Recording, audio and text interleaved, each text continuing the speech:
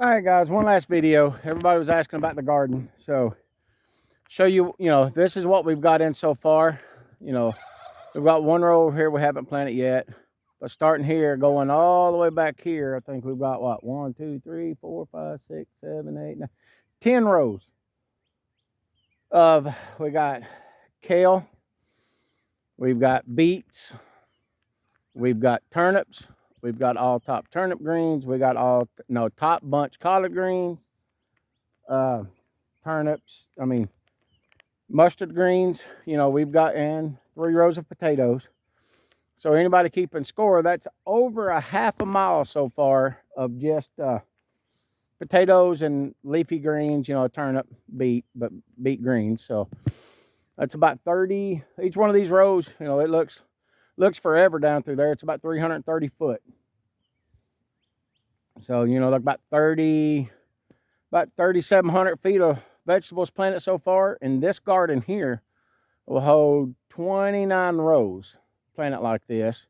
We've got another one in the back that holds 27. We've got one over to the side. And the one in the back at 27, I think they're only about 280 foot. We've got one over here to the side where the peppers are going this year, just the peppers. And they're 150 foot rows, but I think I can put 10 of them in. So about 1,500 foot of peppers. And then in the back, we've got tomatoes, and they're 300 foot rows, and it'll take 16 rows. So I'll do more videos as we start getting other stuff in. But this is, everybody was asking about the garden. This is what it looks like right off the bat. You can see we've got our headline in because we put these in 2-3 days ago, I guess. The wind blew hard there for a while, dried the ground out real well. So when we put them in, we had to go ahead and put the headlight in. You can hear our little shut-off valves, and we went ahead and had to water everything because the ground was pretty dry. And good for us the last couple of days. I know some people around Malvern and Hot Springs have ended up with 7 inches of rain. We've had less than a quarter here over the last 2 days, which, normally I want the rain, but right after planting with the ground looking like this, I've not got any.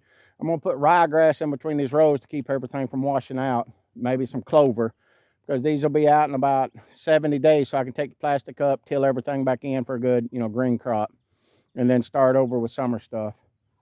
But that's where we are. It's a long way down there, and it takes a long time to pick that many beets and that many greens and collards and everything else. But, we get them picked, we cold bath them, we band them or put them in a bag, put them in the cool house, keep them good and fresh and crispy for market morning. So we'll keep you updated. Hopefully, with the weather coming this week, we'll start seeing green pop up through all these holes here by Wednesday, Thursday. Everything out here ought to be germinated, popping up through the plastic, reaching for the sun. So, and the radishes, I hadn't done radishes yet because I know someone will ask, because we grow radishes the same way. Direct seed them in the plastic. And I've got my seeder set to where it'll drop 5 to 8 maybe radish seeds at a time. And y'all saw, there's some videos on the Facebook page of me pulling radishes last year, which makes it easy. I just grab them, pull up a bundle, throw a rubber band around them. But they're only 27 days, so they'll go in about 10 more days. It'll be 10 days before I put them in. That way the radishes, the turnip greens, and some of the other stuff will be ready roughly the same time. But there's a look at what we're doing. Looks like a lot of work. A lot of fun work, but it's still work. And we'll talk to y'all later.